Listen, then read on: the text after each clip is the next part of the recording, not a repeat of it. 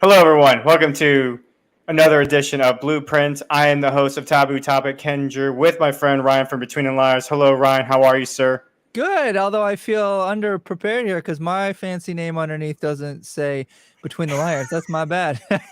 That's your fault, man. Welcome It to the is. show. You're right. Well, Next welcome, time. folks, to the first ever, at least for me anyway, the first ever live stream that's going to be hosted on Taboo Topics. So, Ryan, you've convinced me to do live stream. Congratulations. Well, thank you. I do take great pride in my work. I'm glad I was able to help you see the light.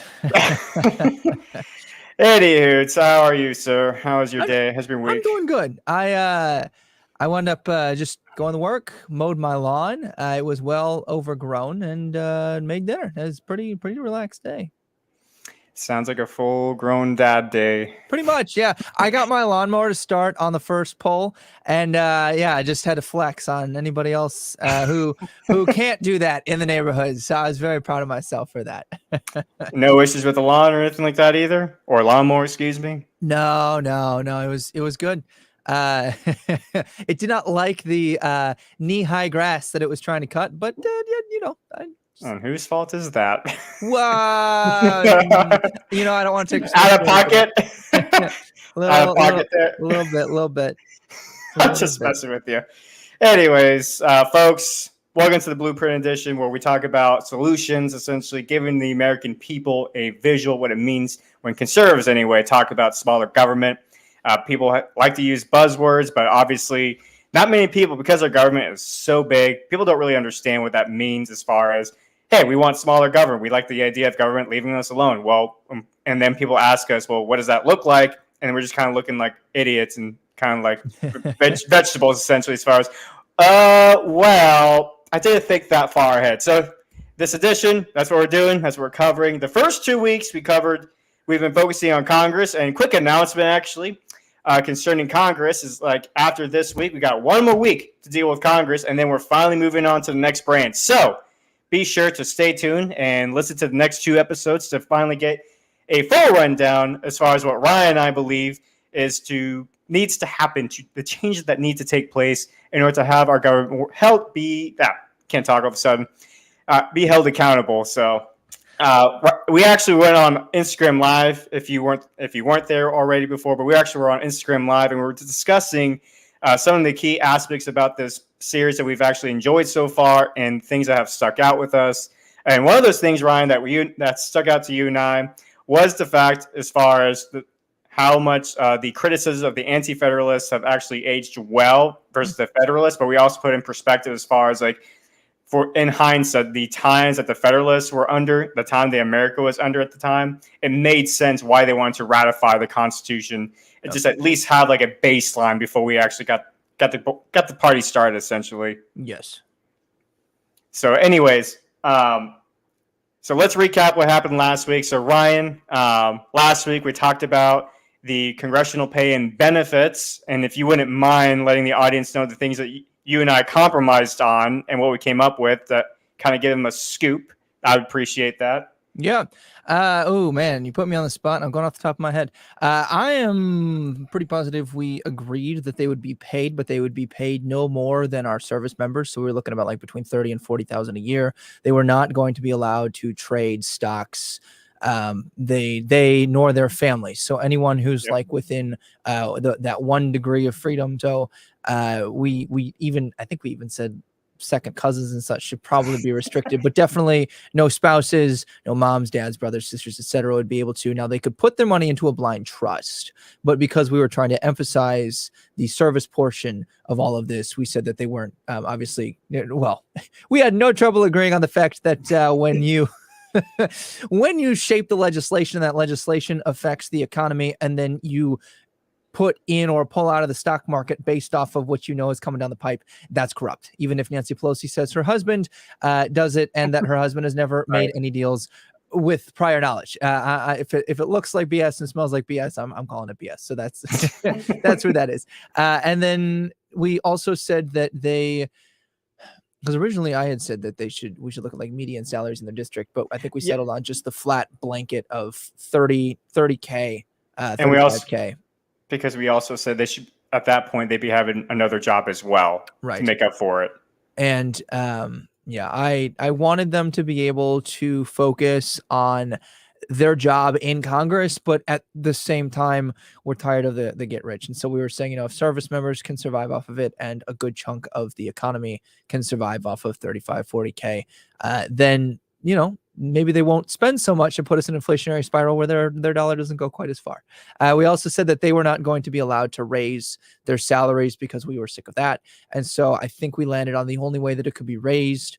You had mentioned that we would go with the Census Bureau every 10 years. It would basically be evaluated by the people. And my proposal was that would be done only through like a true amendment. So like it would have to go to the people. The people would vote in a true democratic form, not just representatively like we usually are, but like it would be more like the Constitutional Convention where it goes to the states and the people vote.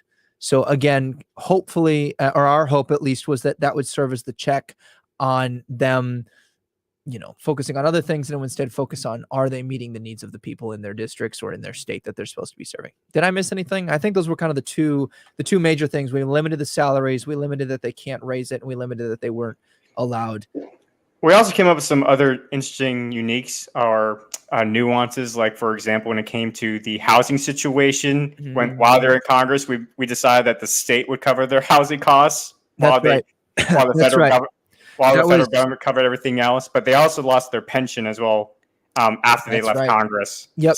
And I have those written down somewhere, but my notebook is not in this room. And I realized that right when you put me on the spot. I was like, I am useless without my notes. If I don't I put all my events in my calendar, just fun fact for people, so that I get notifications pushed to me. And I have it set so that I'm alerted with enough time to go to that event and make it at least close to on time.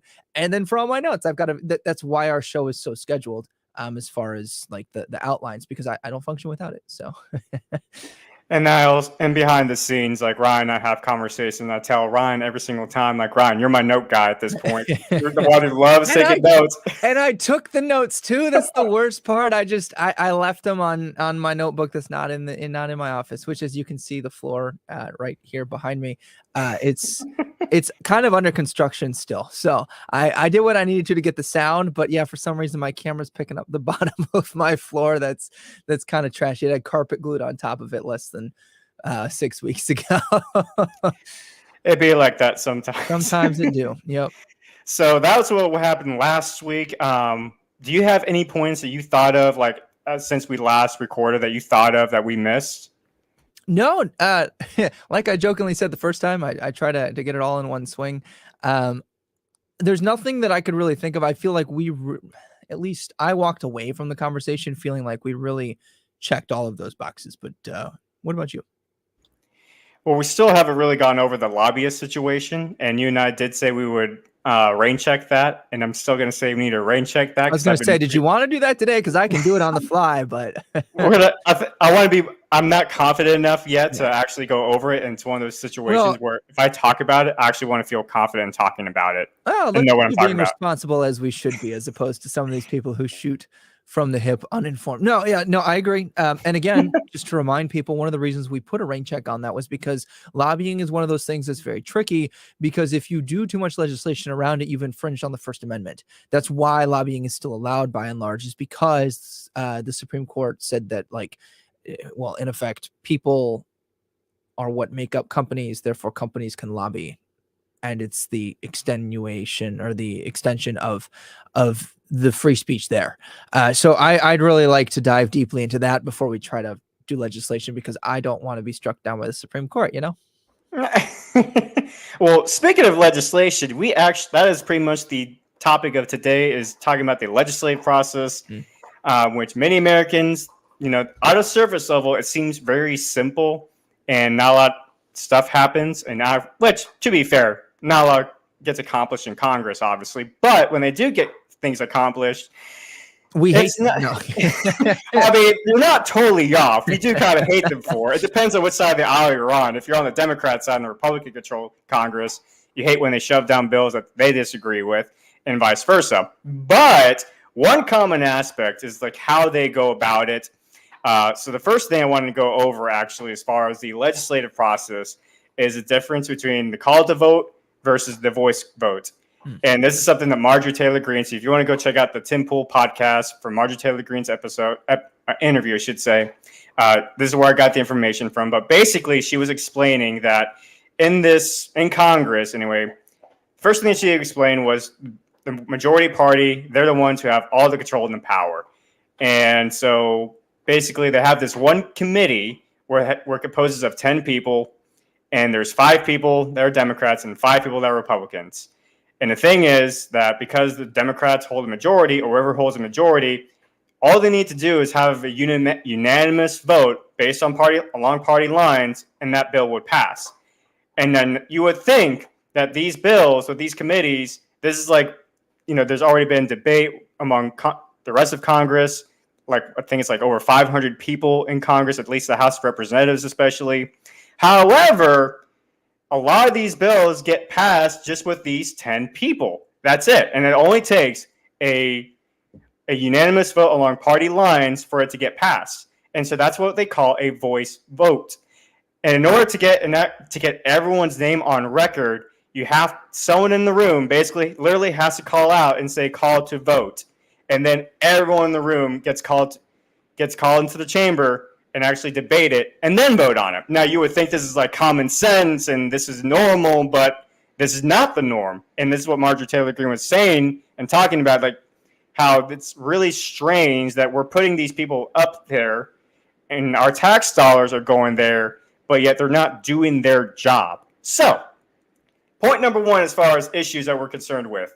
Point number 2, the legislative process when it comes to the actual nature of the bill. And Ryan, you kind of alluded to just a moment ago, where there's some aspects of the bill where they portray the bill as one thing. So let's use the Inflation Reduction Act, the one you've been going over lately, right? Now, there's many things about that bill that has absolutely nothing to do with inflation or the economy, but it's basically a wish list that they shove down. And here's the other thing about these bills as well, is that they actually don't even bother reading these bills like 99% of the time. And who would? What sane person? Go ahead. Not even that. They will put these bills up for a vote with like an hour once the committee solidifies them, they'll give everyone else an hour. That's not enough time to read. I mean, you see how long it takes me to go through in our Bill Me segments, the 757-page bill that they just passed. It took me 3 sessions skimming through them. They cram all kinds of crap in there that you don't have the time to read. So that's not even just like they don't read them. That's a good half of it. And I'd say the other half is they will strategically make it so that you don't have time to read it. One of the two. And then they'll be like, well, vote for it. Like Obamacare. They literally said, well, to figure out how this works and to figure out what's in the bill, you have to pass it. What? I was going to say, that's what Nancy Pelosi said when they were debating about Obamacare. Nancy Pelosi was saying, oh, we'll figure out what's in the bill, the rest of this bill, once we pass it. And it's one of those things as an American, you just kind of think, well, shouldn't we at least figure out what's in the bill and like actually read it word for word before we pass it? And 99% of the time they don't read it. And what sane person, again, would actually read over hundreds of thousands of pages of a bill? That makes absolutely no sense. It's the one thing they're paid to. Terminator 7250 says it's the Build Back Better. Yes. So you're exactly right here. It's the Build Back Better bill that they renamed because people are angry about inflation. And then they renamed it the Inflation Reduction Act. It's literally the same stuff. There's a few things tweaked, but by and large, you're exactly correct. It's pretty much the same thing. But hey, in their defense, it's the Inflation Reduction Act, so it's gotta reduce inflation, right? And technically, right? But essentially, also, there's another thing as well that bothers me, anyways. That there's people in Congress anyway that they feel as though they can just get away with not showing up to vote whenever they feel like it, just because they don't want their name on the record. Go ahead. And the other thing that they'll do is whoever's in power. So lately, Democrats have been calling the Republicans to vote so that they can say, you know who didn't vote for this bill? They voted against it. They voted against you poor people. Marjorie Taylor Greene, you should vote her out. So like they only do roll call instead of, it's your damn job, show up and do it because we're paying you to do it. It's become, well, who can we castigate because we know that, we'll highlight the line item at the top of the bill, which is inflation reduction. And then we'll talk about how we put in a cap on insulin. And then we will use roll call to force people who don't want the rest of the crap in the bill to come out and vote against it. And then we can say their name is on record voting against it. The evil Republicans, they're trying to make you poor, starve you. That's it's a good political tactic, to be honest. Well, Ken, I mean, if you voted against the Inflation Reduction Act, did you know that they were part of the bill had to do with just one section of it? It had to do with putting like green energy things in impoverished communities. So you hate impoverished communities if you vote against that. I mean, it doesn't matter the price tag attached to it. You hate impoverished communities. even though those policies actually hurt those impoverished communities even further. But what do I know, right? Yeah. Well, I mean, I think that this does really highlight nicely when you've got an omnibus package, like you've got this bill with just a monstrosity of everything that's in there. They pass. In part, when we touched on this in the pre-show, in part, it is Ken doesn't like this part that I've put in there, so then he puts something else in there as a compromise. And that used to be the way that it is, but now it's just become, and I'll give you the best example is the Inflation Reduction Act again. They should not have been able to pass that bill with a bare majority. 50+1. They needed a filibuster-proof majority, so 60 votes. But did you know that budget reconciliation only requires a bare majority? And there's a limit to how many times you can do it. I think it's 3 times in a legislative session. So they basically got 2 to 3 bullets in their chamber, and they used one of them on that. And they got it by with the bare majority along party lines in the Senate. And then Kamala Harris was the tie-breaking vote. And the way that they got this through is that they said, well, it has some tax and budget things in it, so we can do this with budget reconciliation. So they passed a conglomerate bill with things like massive restrictions on things that they've said are affecting climate change, massive. You shouldn't be allowed to pass tax reforms. I don't think you're allowed to with simple majority. You can pass budget reconciliation, but you can't like drastically alter tax. At least I don't think you can. I could be wrong on that, but the rest of the stuff I know for sure you cannot. And I talked about this in the Bill Me segments. What I think they've done is they've effectively destroyed the filibuster, because the next time Republicans are in control, because it swings back and forth, and people forget this. There will come a time when Republicans are in control, and when Republicans are in control, there will come a time when Democrats are back in control. That's the way that it is. And what they've said as the precedent now is that as long as you throw in something to do with the budget, you can get whatever you want done with the bare majority, and you can use one of the bullets in your chamber of budget reconciliation to get it done. Mark my words, next time Republicans are in power and they pull something like this, Democrats will be like, how dare Republicans? They've destroyed the institutions, just like they did when they broke the filibuster vote for confirmation for Supreme Court justices. The reason Trump rammed through 4 justices is because Democrats set that precedent, and then they dislike it when it comes back around. So it used to be that this was, a way to get something done so we didn't have gridlock, and now they've changed it to, not enough people got in here for the will of the people to be represented, so I'm just going to cram this through on a bare majority vote. Well, whatchamacallit? I was gonna point out when Harry Reid was the Senate Majority Leader and he was cramming through their federal judges at the time. Yep. And I think it was actually Mitch McConnell who warned him at the time, which, don't get me wrong, I don't like Mitch McConnell by any means in the imagination. And hey, he's in my state. It is what it is. But the point is that Mitch McConnell literally warned that this, what you just talked about as far as like, well, you're setting a new precedent now. If you're going to do it, then we'll do it too. Yeah. And at that point, it's revenge politics. It's not, not necessarily that I agree with it, but at the same time, if you're going to play dirty, I don't blame them for playing dirty back at the same time. And this is where Blueprint comes in for me, because I don't think that there should be a nuclear gun that the government can hold towards each other at all. And I say that hyperbolically, but I mean, also, we've got that literally, but as far as like Senate nuclear options, like it's literally called the nuclear option. Let's abolish the filibuster and then let's cram through all of this other stuff on a bare majority vote. I don't think that you should have that destructive of a weapon as an option. Once Democrats break that norm, though, and historically, they're the ones who break it, and then they tend to get mad when Republicans use it. I don't think Republicans should use it, but like you mentioned, I also think that, if those are the rules that are set, playing by the rules, you can't get mad at them for that. So I wish that the precedent hadn't been set and that it hadn't been used, but here we are. And I am most afraid that this will now be the landslide way that we go. Like, you've basically kicked us over the hill with the avalanche. There is no stopping this now, because Republicans will say, well, you pushed through things we thought were garbage. Stop us now. Good luck. And that's just going to be the way that it is forever and always, I think. Well, that's assuming, of course, Republicans take control back of the House or Congress even. And I'm not even talking about necessarily this voting season. Like, I mean, I think Right. the polls are saying that, they've got a good chance to at least pick stuff up, depending on what polls you go with. But eventually it swings back the other way. The other shoe drops at some point, even if it's not this particular round of voting. True.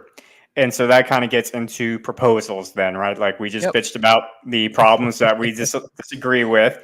But here are some ideas, folks, as far as what we think. Well, this is actually, I'll go first. And since this is what, this is all based on my Substack newsletter. So if you actually want to go check this out and actually see the transcript by itself, just type in kenjin296.substack.com and just look up Congress, smaller government, and you can literally scroll away down to the bottom. And you can see like my point by point practical ideas as far as what we need to do in order to fix the problems. And if you're like me and you're lazy and you're not going to type that in, I linked it below for my followers. So you can just go to the section that says more of Ken, and that'll take you to his link tree, which his Substack is right there. So if you want to do that instead, there you go. You got no excuse not to go look at it now. It is really helpful. It's a nice little outline.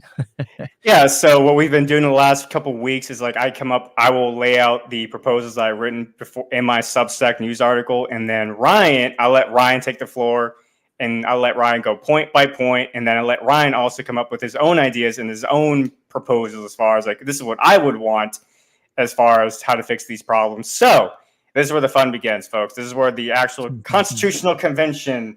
And if I had a wig, I'll put on a wig right now to showcase my age. So. I've got a picture of when I dressed up as George Washington for President's Day in kindergarten. I wore my grandmother's wig, and it's great. I wore my younger brother's. I mean, I was 5 at the time, so my 2.5-year-old brother, I wore his pants because they were too short, so I had like the knickers, and then my dad's like long socks. I'll post that somewhere. It's pretty humorous. I found that the other day. All right. So, and yes, Terminator 725, I agree with you in your last point as far as Republicans being nice makes us lose. I agree with that. So I think for a long time, I think that's one of the reasons why we're getting a lot of MAGA candidates beat out the incumbents, the rhinos, as the new Republicans are calling them now these days. And I'm proud to say I voted in the primaries, and I voted for what I consider to be rhinos as well. So I'm tired of losing as well. You say you voted for them or voted against them? I voted for the MAGA candidates. Oh, so, okay. Yeah, I thought you said you voted for the rhinos. I was like, no, I didn't vote for the rhinos. I voted against the rhinos. Confused me. I was like, wait a minute. I guess I would say to that comment, I guess it depends on what you think of as losing, because like there does come a point where we destroy the overall quality, and that all gets dragged down. Like when everybody plays dirty, there is a point where that becomes an issue. But I mean, I still see the point that Terminator. I don't. Terminator 250. Get his name right. Right. Get his name right. There we go. How do you know it's a him? It's a Terminator. It's a machine. That's true. It could be. Well, that's true. It's not binary. The Destroyer has the point, though. I think the Destroyer of Mankind, aka Congress. We gotta be inclusive. It's non-binary. Anyways, go ahead. This is what you get on a live show. I love it. I was going to say that, but at the same time, though, if you let the other side take advantage, then they'll continue to do so. And then that's the status quo. So you really have to pick, like, what do you think is losing, and then vote accordingly, right, against that. So you were saying, Ken, I think you were talking about your Substack and the layouts, and we were talking about what we would do to change. And then we got off on little tangent, little sidetrack. It's okay. But anyways, so thank you, Terminator, for the entertainment you just provided. Anyways, thank you for joining our show, by the way. Thank you for joining our show, by the way. Appreciate it. So anyway, so these are the actual proposals I actually have written down. So the first point I have here is no delegates shall be excused from being present for the debate of the bills unless severe illness, natural disaster, or deathly matter warrants an excuse. Voice votes shall be terminated, with every proposal being a mandatory call to vote. So in other words, you either be dying or you're dead. And if you're going to miss the call to vote, that's my perspective on that. Second point, during these debates, at least one congressional member in the chamber must read out loud every single word of the bill before it can be voted on, with every member present, with the exceptions mentioned. These debates and readings must also be publicly available before the call to vote. There must be a minimum of at least 1 week delay before the actual vote takes place to allow the representatives and their voters to discuss the matters that will affect the American citizens. And the reason why I've said is because we've all seen Congress at times vote these bills overnight while everyone's asleep, and that's when they shove down these bills and shove down these laws down our throats without even giving us the chance to at least know what's going on. So that's why I have that little 1 week delay there. Next point. The bills, you're going to like this one, Ryan. The bills must be relevant to the issue at hand, aka single issue bills. That is to cover the topic as far as the situation with the fact that we just shoved in so many random irrelevant topics and subjects. It's basically the majority party's wish list in there in order to get what they want. And as you mentioned, Ryan, they found new loopholes to essentially kill the filibuster. So yes. Can I do a quick interjection on that? I got a question for you. Go ahead. So going back to the idea that not always, in fact, most of the time, we're not seeing this being the reason, but we do see that not having a single issue bill can provide for compromise where we would have otherwise had gridlock. What do you think about that? Because now we might not see anything passed, or like what are you okay with that? I guess is my question. So personally, the less the federal government can do, the better. Because I believe, and I'm with you on that. That's why I was asking. So I was just trying to make sure. So yeah, if they can't find a compromise, then that's how it needs to be, I guess. Sometimes. And again, we're limiting this to the federal government, not to the state. Is that correct? Right. Yes. Okay. And I'm okay with that because, I think that I wouldn't want to. I don't know. You've got a certain amount of horse trading, I guess is what they'd call it, right? Where it's kind of like a this for that quid pro quo, where you need to be able to trade something. Although, I mean, even with single issue bills, you can make the promise, and if they weren't slime balls where I didn't trust them, then I would be more willing to believe that they would be like, hey, you vote for me on this one, I'll vote for you on that one. And maybe we'd have to see a higher level of integrity. I don't know.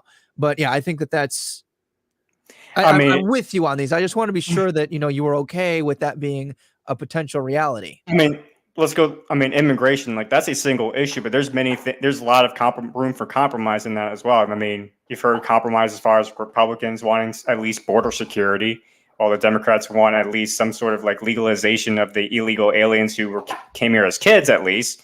And so there's like little stuff like that that still can be used in a single issue bills, but they can't throw in there something like, we're also going to build like 4,000 solar panels across the nation as well. That has absolutely no relevance to immigration. So quick question then, just to really make sure I understand your definition of a single issue bill. Does that mean, so for example, in the bill that was just passed, they had quote unquote green energy, but it dealt with restrictions on corporations, penalties for corporations who weren't green enough, subsidies and incentives for corporations who would take on new green initiatives and like update things, restrictions on who could contract and build those things. So they basically threw in a bunch of unionizing stuff. They also had stuff for citizens and individuals with price caps on like, if you do this amount of thing, like you can get like $600 for doors, $600 for windows, etc. So they had like multi-level, and that's all under the concept of green energy. And it was also broken down based off of things like nuclear zero, and they call that like zero emission, quote unquote. And then they had sections on like hydroelectric. They had things on solar and wind, and like all of that was included under the main subheader for this bill, which was just like green energy, green subsidies. Is that going to be allowed in our world? Like, because otherwise you're going to be doing a lot of voting, and there will come up, because like if they have to call a vote for each one of those things and some things don't function without others, I'm not saying that's a bad thing. I'm saying it might be a reality. Are we okay with that? Because it might be, and I'm just to give you an example of how this might play out. If they say, okay, well, we're going to pass the green initiative portion where we give the subsidies, but then the bill doesn't pass that raises the taxes to get those. I would support that. But then realistically, you've neutered their ability to give those incentives. You see what I'm saying here? So a lot of times this bill is interwoven on purpose And that's a large part of the reason personally why I disagree with it. But I just want to see if you're okay with limiting it that much, that it's like, okay, this bill has to only deal with we could even say like the housing in general. So like windows, doors, etc. for individuals. This bill has to do with subsidies. We're reducing these subsidies here, like, because there was like 700 line items that they dealt with. Sorry, I keep going. Let me let you answer. Go ahead. Well, that's an interesting caveat I did not think about, but that's what we're here for. I only thought about it because of the huge ass bill that I just read through. So that's an interesting caveat. So basically, what would you think as far as would be fair scenarios? Oh man, I gotta think. Come on, I asked the question. Okay, fine. That's fair. That's fair. I guess for me, I guess I could compromise to that as far as like, listen, we'll make two single separate bills. One bill that actually deals with the actual policy of immigration, and then the other bill has to do with the actual monetary policy of immigration, like how we're going to fund the wall, for example. Okay. So I can compromise to that idea. Now, I can live with that. At the state level, they don't necessarily require that. California would be a great example of that because they passed something about healthcare for all, but they didn't pass the funding that they needed to subsidize it. So the bill was basically a virtue signal, and we get a lot of those anyway. So it's not unprecedented. It would just now not be required. Like, I think it was like I don't know if it was incompetence or oversight. It's probably both, given that it was, a governmental issue. But basically what was said, to summarize the politician who proposed it, we'll worry about funding once this passed. Well, I just thought of this idea then. Let's take immigration back for a second, right? Like, I think it's ridiculous that the federal government has that much power over the state that actually lives next to these border states that actually live next to Mexico, for example, and they can't really do anything about it, supposedly. What if we actually came up with the idea, as far as when it comes to like monetary issues like that, let the states have the power to fund them and finish the project, and the policy aspect just gives the states the power or the right to go ahead and continue with that project. So you're saying the federal government retains the power to pass the policies, but the state has to garner the wages to like be able to put it into effect. This is the issue that would arise out of that, and I'm not saying that this is a reason not to do it, but here's the reality, I think, of what you'd be dealing with. States would not have the power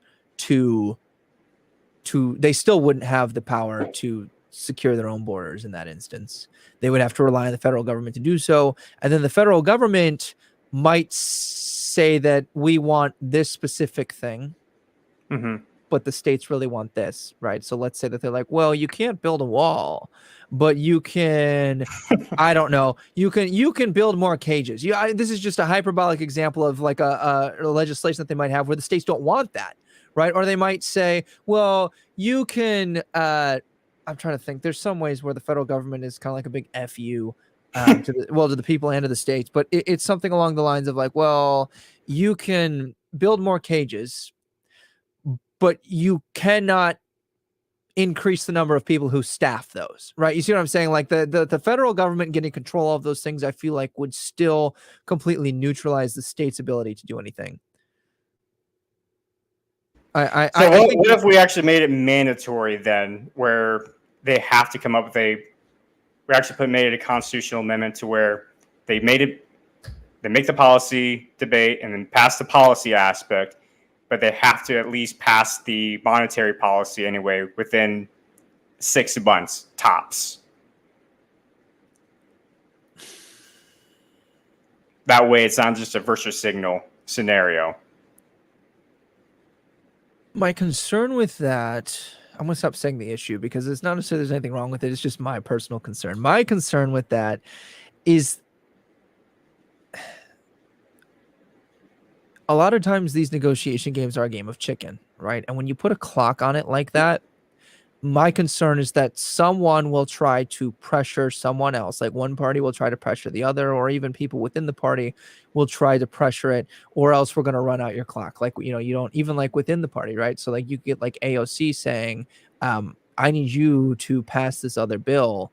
It's a separate issue bill and it's not being passed at once, but kind of like they did with the Build Back Better and the infrastructure stuff, or like the and then the bill that they held it up with was for the budget approval for the federal government. It almost went into shutdown.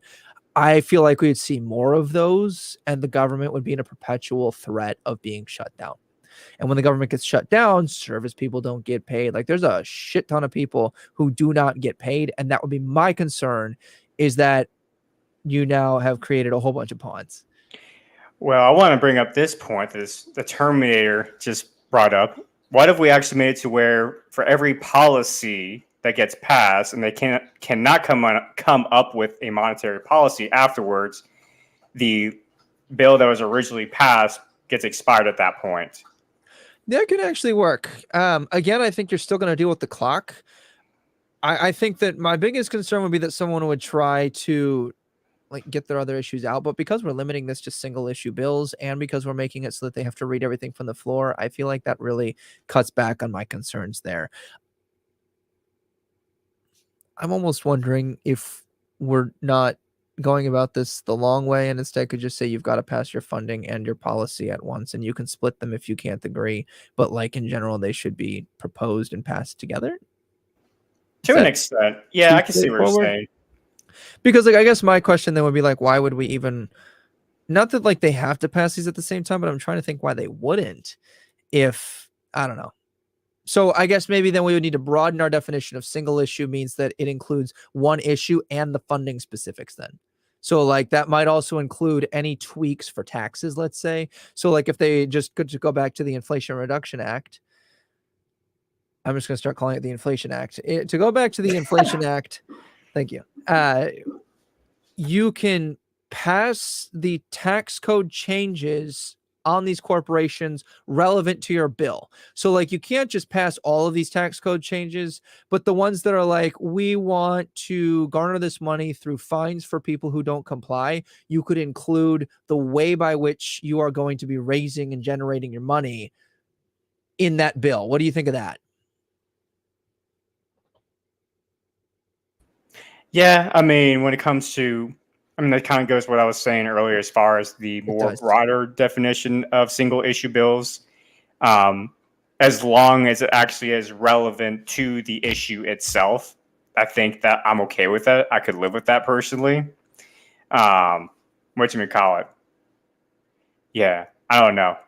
It's part of me is okay. A part of me likes the idea at the same time, as far as, you know, just separating the two bills per se, as far as like one for policy, one for funding. But at the same time, you don't want to run into a situation like California where they passed universal health care for all, but they also weren't able to pass the funding aspect. So at that point, it's just virtue signaling, like you mentioned earlier. So I can see myself compromising to that, but let's move on real quick and go to my last 2 points I wanted to bring up real quick.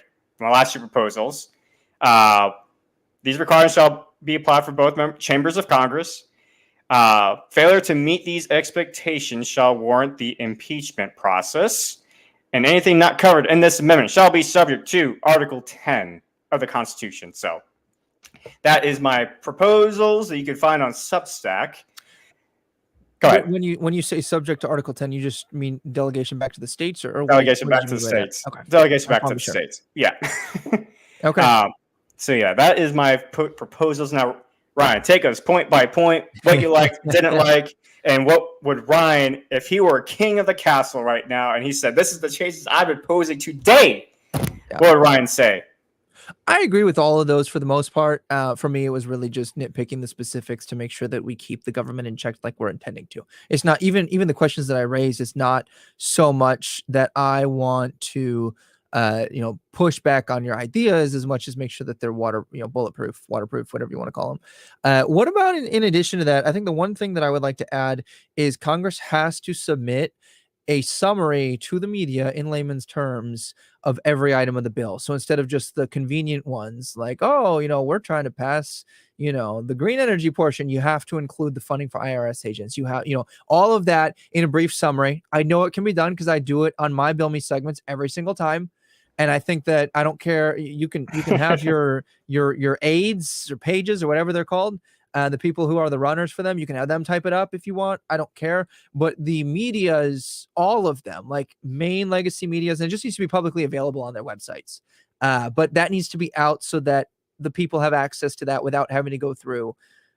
Granted, we've shortened the stuff, but just for like the casual person who's like, I don't get this jargon. You can't say, well, this is going to apply to section 227 subsection D subsection E is going to be amended to read, and then they have to go dig for it. Like, I think it needs to be a full summary. This is exactly what we're doing. That would be one thing that I would add if I were king. What about the filibuster situation? How would we enforce the filibuster problem that we're dealing with? Do you want to make the filibuster permanent for all situations, or do you want to allow that caveat for budget reconciliation? Because I'm tempted to say there's got to be a supermajority. There's got to have those 60 votes, even for the budget situations, because at that point you're forced to compromise. I think the main reason that that's gone to a simple majority is so that we didn't go into as many shutdowns. But at the same time, I see the value of that, but I also see your concern. So I'm trying to think here. I think I would be okay with the bare majority for budget reconciliation because it's limited to, I believe it's 3. It might be 2, but it's a small, like they can't pass unlimited legislation. But if we limit it to single item bills and budget reconciliation, let's add to this then, you cannot have anything that's not expressly budget related, not some tangent, not like they just did. Has to be just budgets to avoid shutdown. That's fine. I would be okay with that so long as we keep the single item bill, has to be read from the floor. You can only do it the 3 times in a year or whatever their time frame is.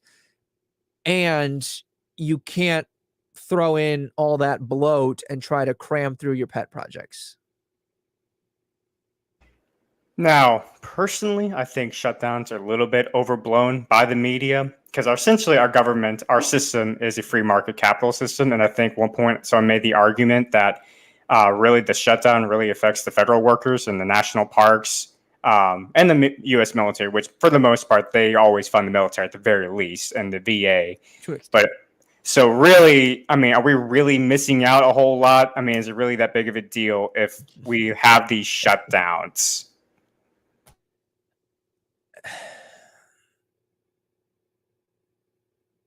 I think it depends on the situation. I think that some people can afford the shutdowns more than others. I've known people where like their family was dependent on it and they weren't able to make, because like landlords, etc., like they don't really care about that at times, most of the time. So I think that there are people who it affects and places them at greater risk, especially for longer extended shutdowns. Now, we've had times where it's like shut down for like a day. We've had times where it's shut down for, I think the Obama administration was the time where it was like the longest. Maybe it was more recent than that. And the ones where like it doesn't matter as much if the grass gets cut on some of these monuments. But the other thing here is these people have to keep going to work, right? And they do get back pay, but they're not getting checks. And Terminator does make a good point. The military has to remain on duty, and they're like anyone who's I think there's like tiers to this, right? So like obviously like FBI, CIA, like these people all have to continue despite a shutdown. I think it also bothers me because when we go into a shutdown, Congress basically adjourns, don't they? At least that's how they've been treating it. So, I mean, what incentive is there for them? They're getting paid the $275,000, $175,000 salary regardless. So I don't know. I guess. So what if we added the caveat to where if they do shut down, Congress also loses their pay as well? And also add the caveat maybe to where they can get away with passing a simple majority for the military, but for everything else, you have to get 2/3 of a vote. Why would you allow the exception for the military? Because the military remains on duty. It's a matter of national security. So that's why I would argue the military should have that caveat. I don't think the military's pay should be in question, or even the federal workers like down at the border patrol agents even. So let's make some caveats, I would say, that actually deal with national security issues.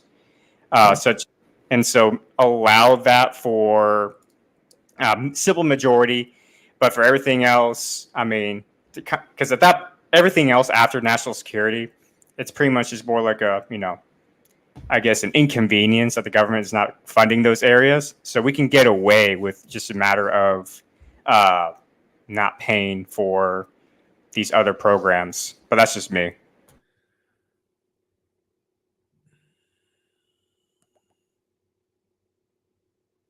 trying to think. I guess I haven't really looked into shutdowns as to like, I know that like when they reach an impasse and there's certain like time crunches and stuff and the government goes into shutdown, but like I'm trying to remember exactly what contributes to those to get there in the first place. That's why I have a hard time setting these restrictions around it, because I don't remember. Other than like, you know, time runs out, especially when it comes to budget stuff, right? So if they don't set the budget, I know that's one. I feel like there's other reasons that we can get into a shutdown too, but we were most recently threatened with the shutdown when they couldn't agree on the national budget. It's also very interesting to me that they choose the budget and then they pass the taxes to fund it, right? Like they pass the budget and they say, oh yeah, you all will be funding this amount. They don't have the money at that time. They're floating on credit and they're counting on taxing us to get it. It's very, I'm not saying that it's illogical. Well, I'm just saying it's an interesting caveat. Yeah, I don't know. I guess I just didn't really think about it a whole lot, the actual process, until I had to dig into this a little bit more. I was just thinking as well, as far as I just thought of as far as like other social welfare programs would it be affected. I just not thought of like Social Security, for example. I would imagine that would be affected by shutdowns. It would be. So I think having that caveat as far as Congress, if they go to a shutdown, like they lose their pay as well, like they don't get paid at all. Yeah, that would force Congress to actually. And what if we actually included like suspend their benefits as well? If you take away their benefits to where now they actually have to go pay for their own food kind of deal. Now they're actually incentivized to get off their asses essentially, and come to a compromise and go ahead and go ahead and actually pass the budget. And Terminator 7250 brought up that Social Security, Medicare, Medicaid, they're all affected. So thanks for that information, Terminator. Welfare, another one that they brought up. So like WIC and food stamps, etc. So and that's why I say that, like, it really depends on your socioeconomic class and what you do, whether or not you can.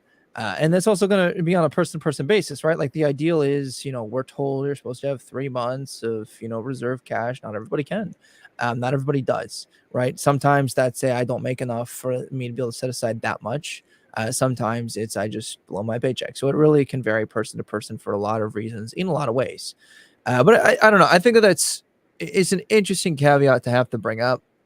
I'm trying to think if there's a way that we can restrict the number of shutdowns that take place in the first place, right? So like if the budget issues are what really drive, like not being able to agree to the point that they can't pass the budgets is the reason that they shut down. We can go nuclear and say that if that happens and they can't get it with the 50%, then all of Congress is suspended and we do a new election for the whole Congress. I don't know. That's pretty radical there. I mean, I'm sure at least a good handful of Americans would have liked that, actually, but probably. Yeah, it's because although then I would see Congress members who are like trying to like throw the game so that because like they don't like that I don't know. It would be like an interesting tension between they want to keep their job, but also they want the majority. I don't know. It'd be really interesting if we made it to where if they shut down, then we call for a new vote of all of Congress, since they're not doing anything anyway and they're going to be shut down anyway. Might as well put new people in, and those people can't be reelected. So then that would make it so that they also lose their benefits afterwards. No, they lose everything. They're just completely kicked out. Done. Because they failed to fulfill their duty, kind of deal. I like it, Ryan. I'm feeling it, Ryan. I'm feeling your energy. That is the most nuclear. I'm wondering if when we put this up for a vote to our followers at the end of this, if that would be a deal breaker. Well, like that's pretty. I mean, and let me explain my rationale for that real quick. So if we agreed, right? Ken, correct me if I'm wrong. We agreed that you could get this budget reconciliation done with the bare majority, 50% plus the VP tiebreaker, right? Like they've got right now. When it comes to the military, at least we agreed on that. Okay, but let's say, just for the sake of argument, we allowed it for all of it, like it currently does, and it's limited in how many times they can. If you can't agree within your party, then all you should be freaking fired. Like that like, because what it is then, and this is exactly what we saw play out, the more radical people in the left, the far left. So we have like AOC, Ilhan Omar, like I guess Ilhan Omar's not in the Senate, but neither is AOC. But like we had people who were saying we will not pass this because it has to pass the Senate, and then it has to go to the House, and then they have to reconcile their differences, and then it has to go to the president. They were saying we will not do this unless we get X, Y, and Z things. So if you're going to hold up your own party on a budget issue to the point that you can't even get 50% of you when you hold at least that bare majority through, then I think you should all be fired and done. Well, that's a fair point. I'm marking it down then, at least as an option. Real quick, get to the Terminator. We'll actually cover the cabinet members. We'll actually talk about other welfare programs down the road and everything like that. So stay tuned for that. For this week, anyway, we're just focusing on just the process, legislative process. We're just thinking about the caveats for now, but we will talk about the cabinet and possibly shrinking the size of the executive branch and other government programs. So we'll get to that eventually, but we're just focusing on one single issue bill, issue. And that was my suggestion. You're welcome. Cause I was like, man, so many times we get out of here and we don't get to cover it as in depth, or we go on for 4.5 hours and then, Anchor was kicking us off. And also not everybody lets do that all the way through. Like, I don't know, my ADHD, I like to have smaller, shorter episodes and more digestible in a shorter amount of time. So yeah, there's so much to cover. I think we originally thought this was only going to be a handful of episodes, and it's still going to be a limited series because once it's done, we're done. But we haven't even made it through Congress. I even showed Ryan like all the topics I want to cover, and it's a long list we can cover as far as like what we can do to shrink the government in certain aspects that maybe not be necessarily constitutional right now, but maybe should be constitutional for that protection that the founding fathers didn't think of. One of those things. Go ahead. Oh, go ahead. I was going to take us back to your previous question, so I don't want to change the topic while you were on a thought. Well, I lost my thought, so go ahead. I'm sorry. I didn't mean to cut you off. That's okay. Go ahead. Well, so Austin is going to be very happy that you proposed read the whole bill out loud, because he's been calling for that since the beginning. I jumped on board that train. 100% agree with that. I like the space that you provided 1 week. I think that's plenty of time. Even if you've got a revolving door of topics, you should always be reading anyway. I mean, I read more than they do as an academic scholar. If you're paid to do this, you should be doing it. So agree there. You said no exceptions for roll call. My question is, what if you have family emergencies? What if you have because even though it is a full-time job, even the crappy jobs do provide certain amounts of leave. Will you provide any exceptions there? Would you be open to exceptions at all? I understand the harshness you're coming from, and I agree with it. I'm just wondering if we can provide any exceptions. I mean, that's kind of like the point as far as the first point, like deathly matters. Like, let's say it is that family member who just passed away kind of deal, or a severe illness.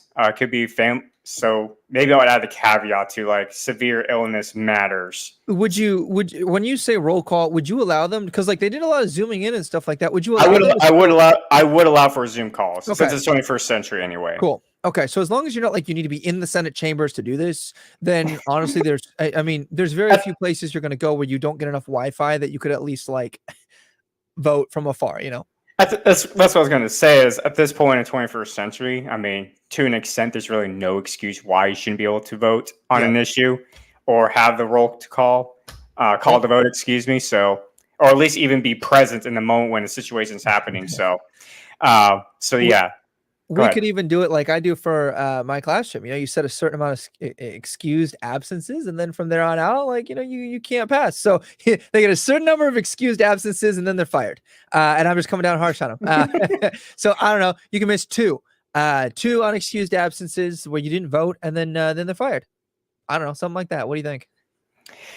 Oh, that kind of gets into the impeachment process I just brought up. And I actually wanted to bring that up as far as what do you know about the impeachment process to remove Congress members anyway? I'm less familiar with that than with the president. So I know, is it similar to the president? Because I know for the president, the House is what impeaches the president, and then the Senate removes from office or not. Is there a similar check and balance there or no? I am not entirely sure. The only thing I know, I just think of Marjorie Taylor Greene, at one point, they're talking about removing her from office, from Congress, impeach her, just because of her past statements that she's made and everything like that. And it seemed like they could just get away with just a simple majority, which, I mean, they can get away with that being the majority of Democrats. So, with that said, what if Congress doesn't want to hold themselves accountable? What then? Why would they impeach themselves kind of deal? So I actually wrote this down as a potential check of balance to at least enforce the impeachment process? What if we left the impeachment to the states, right? So let's say these certain members of let's say the members of Florida, they voted to pass or they failed to fulfill their duties as Congress, right? And the people in Florida, they're pissed off and they want to recall them essentially. Like, why should that be an option for the people to vote on? Or not even necessarily the people, but maybe it should be like state legislators, like the Senate, how we used to vote senators into the Senate. Like, what if it was the impeachment process as far as letting the state legislators impeach their own congressional members back because they fail to fulfill their duties?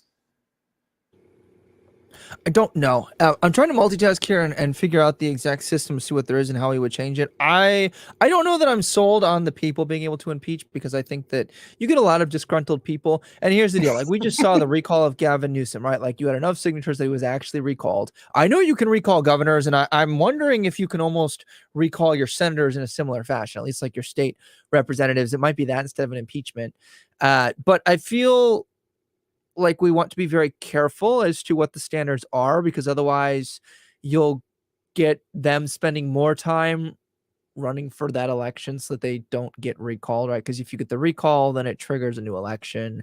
And I'm worried that if the bar is too low, despite the fact that I do believe that people should have, a certain amount of power there, I'm worried about that distraction. That's my initial concern. What do you think about that? Well, that's why I brought up these state legislators as kind of like the indirect voice of the people for the state at that point.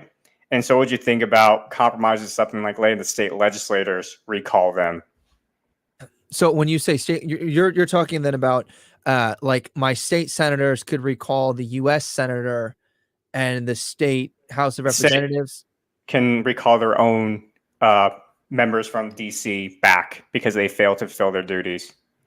So then my question is, what happens when, let's say, I don't know, especially more like a swing state, more purple states, they have, I'm trying to think of an exact example of this. So, and I can't think of one off the top of my head. So just here's an example that I made up. Let's say Tennessee has 2 Republican state senators that are in the U.S. And by state senator, I mean like representing the state in the U.S. Senate. So I guess 2 U.S. senators. Okay. And the state Senate flips blue. Should they have the option then to recall a senator where they drum up? Because you're seeing this a lot now, right? Like along party lines, I don't like these people. So then what would happen is your state legislators might try to, and you would probably reach an instance where this could happen. Oh, well, they didn't vote the way, they didn't represent the will of the people. They didn't vote with Tennessee's interests, so we're going to recall them now. Because now, I mean, not that I don't think that state senators should have a lot of power, because I do think more should be done at the states, but I also think the states should be more concerned with the state business and not trying to flip a Senate blue or red. Well, in that case, then, what if they got approval from the state legislators, but then the next step would be to another check of balance would be letting the state Supreme Court make the final call as far as did this person violate or fail to fulfill their duties, which at that point, I mean, the courts should be the most independent out of all the 3 branches, the judicial branch, let them decide, make the final decision whether or not that individual violated or failed to fulfill their duties to where they need to be recalled. Isn't the state Supreme Court, aren't they run off of an election, like they're voted for, correct? It varies state by state. Okay.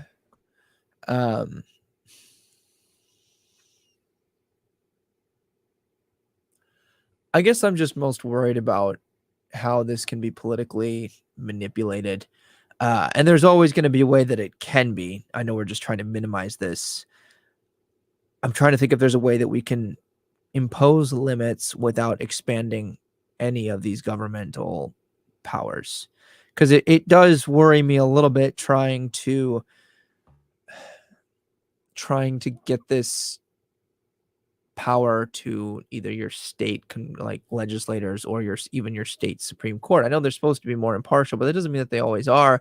And I'm worried that they would be more activated. You know what I mean? Like, I feel like the more that an entity has power to do something, the more they're either expected or pressured to do that thing, or they concern themselves maybe more than they should. Like, that's just kind of an avenue. Once you open that door, you can't close it. That's my concern. So what if we just leave that portion then as far as the recall aspect? State legislators focus on the Senate, and then kind of going back to how we used to vote for the House of Representatives and Senate, with the state legislators voting for the Senate. And then like just let the vote midterm elections be the referendum of these people, of the House at least, as far as whether or not they want to keep them or not, or they feel as though they fail to fulfill their duties. So you're making a direct tie then between state Senate holds the U.S. Senate accountable for their senators, and the state House holds this U.S. House from their state. Is that what you're saying? The people would take part in the midterm elections, and they would vote just like right now, we vote on our congressional members to represent us in the Capitol Hill, right? Yeah. So why don't we just make that, just keep it simple, stupid, right? Yeah. And Terminator 7250 says state legislators could initiate the process, but a total recall would have to be voted on by the people of the states. Is that kind of what you were getting at there too? That they might initiate, or are you saying that they would be the ones to vote too? Because I could see it going one way or the other. Well, that's an interesting idea, actually, as far as like let the state legislators decide whether or not they fail to fill their duties, and then let the people vote. Decided by the people. Yeah, actually.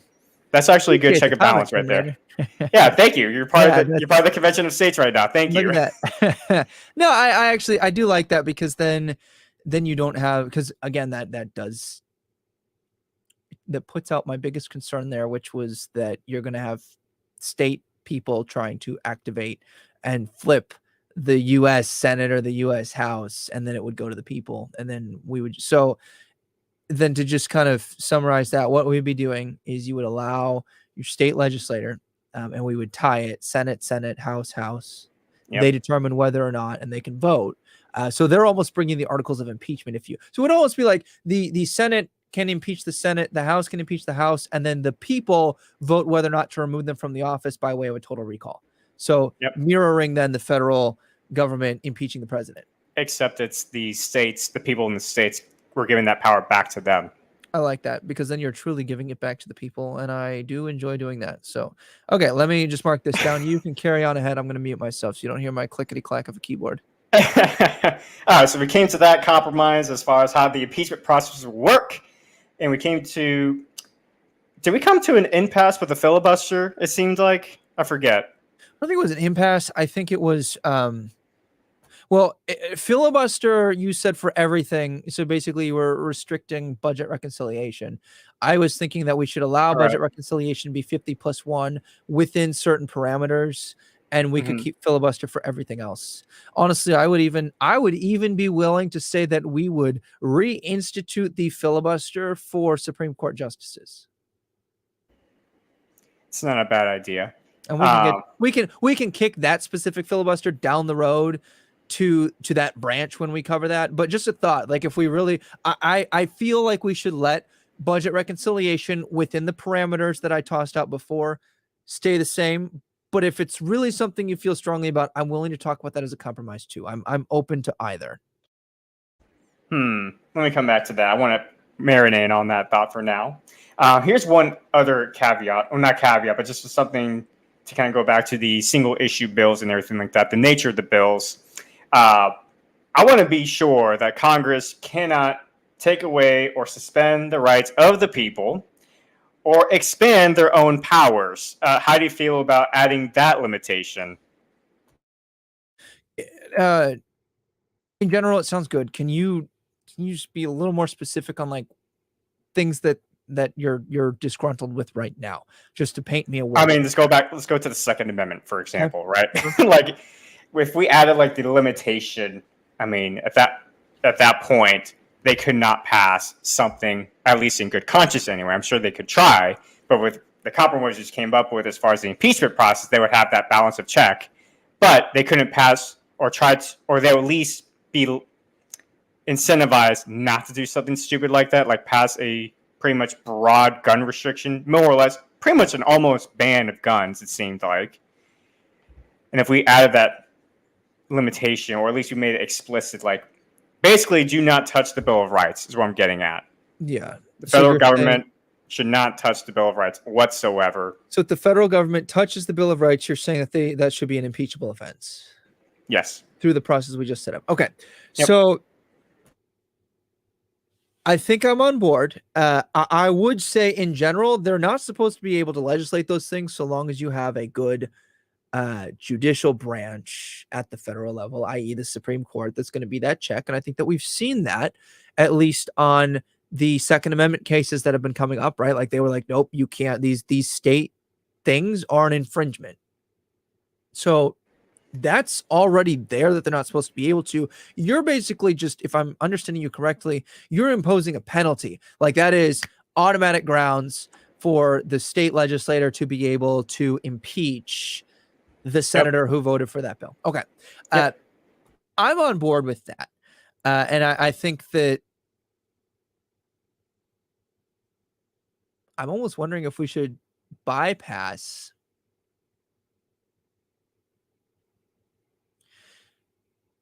the state legislator and just make it so that the people can automatically recall them, because then they don't rely on their state senators to pull the trigger on making them eligible to be recalled.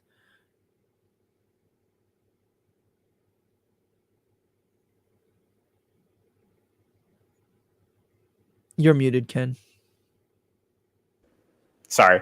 I was just saying, like, I still like the state legislature, because you brought up a good point earlier as far as like there's always going to be disgruntled people, and it's just kind of like that check of balance. Like maybe there's just some disgruntled individuals that feel as though you know, they passed this bill, whatever, like maybe they came up with a tighter, or they made some strict whatchamacallit, let's say they passed a law concerning improving background checks, and some may take that, that's an infringement of my rights, and then and so like there's that extremist that we have to have like that check of power for. So I still like the state legislators still being able. Go ahead. I agree with what you're saying. Let me throw another caveat then that would be specific to like the Bruin decision.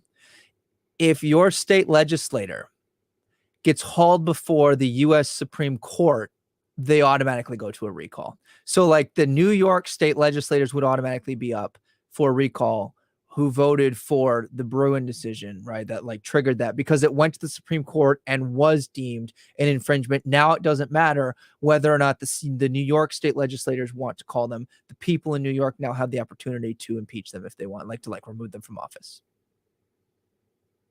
Other than that, it's up to the state legislators, but with that decision, and you're muted. I'm not getting used to this live show. Just leave it off. Yeah, I'm getting used to this live show, my guy. Anyways, I actually like that caveat because if the Supreme Court does decide, like, hey, this is unconstitutional, and we already came up with like the fact that they have to be on record that they voted, like every single member of Congress, so the people of New York, for example, can look up every member who voted to pass this bill that would restrict their rights essentially, and they could just have an automatic recall or vote automatic recall within, let's say, within a couple months of them decide, or we can make it the next election year. I don't know. How would you want to do that though? Like, would you say like make it to like a couple months after the Supreme Court ruling that people should have should be on the ballot box like after those 2 months, or should it be like the next election cycle they can vote to recall them? Is it contingent on the thing being called unconstitutional, like the Supreme Court has to rule it's unconstitutional, or is it contingent on this has gone before the Supreme Court, now you're up for impeachment? Like, because one would make it so that anytime your legislation is borderline, then what do you think?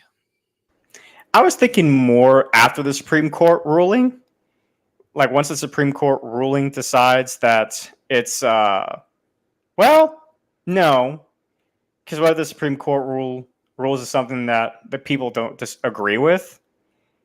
I don't know. That's an interesting caveat. I have to really think about that. Terminator says voting is the recall. Do you agree with that? Terminator's comment says voting is the recall. Yeah, sometimes, but here's the thing. Here's the one thing I would where I might disagree. My legislator might not be up for election because, depending on whether it's Senate or House, it's either 2 years or 6 years. So it might not be.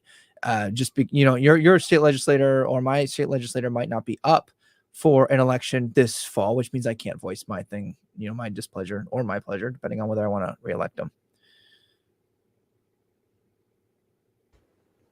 I'll have to come back to that. Let me circle. Chin Psaki. Yep. Circle back. And we will eventually.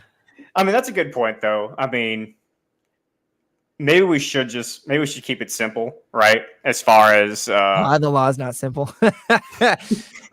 That's true, but I really do like the idea of state legislators. Like, just something about that appeals to me as far as the impeachment process. I don't know. What do you think? Should we keep it? Or should let's we go keep away it for with now. We'll move on, but let's say for now, when we hash out the final version, we can decide to scrap it or not. But that's fair. Just like the founding fathers. We're just shooting from the hip right now. That's fair. We'll see. And that's true. Terminator, the American people, we do need to pay more attention to what's we started going these on. shows. Most of the time, I started paying more attention, trying to make it easy for other people to follow along, because it is. Yeah. I think the convoluted process is a lot of the reason why people don't. Yeah. So, all right. I think that's pretty much all the points that I wanted to hit on. I think we agreed as far as the single issue bills, like make sure the single issue bill was at least broad enough to where they included monetary policy as well, including the policy itself. So, with that said, folks, that is all for the legislative process. Unless you have anything you want to add real quick as far as some caveats that we'll go ahead and open the floor to you. But Ryan and I, at least I do anyway, I don't really have any other caveats I can think of to at least limit the power of the federal government and giving back to the states. I think I'm most proud of the idea of the impeachment going back to the states. That's the idea I'm most proud of us accomplished tonight. Going once, going twice. Sold. All right, Ryan. Yes. Closes out, sir. Okay. Well, remember, you can find both of our podcasts on Spotify, Apple, YouTube, Twitch, and Google Podcasts. And you can follow us on our social medias. If you want to follow @BetweenTheLiars, we are on Instagram. We are on Facebook. We are on Twitter. You can follow our live streams on Twitch, YouTube, and our Facebook page. Ken and Taboo Topic can be found at Kenjin_Express. He has the Substack newsletter as well, so that's a nice little bonus. And I will ask that if you follow Between the Liars, go ahead and follow Ken. And if you follow Ken, follow Between the Liars, because we have different shows, different schedules. But we look forward to bringing you more. Remember, you can help us envision a smaller, better, more accountable government, and that starts with a blueprint. Goodbye for now. Don't forget to like and subscribe. Yes.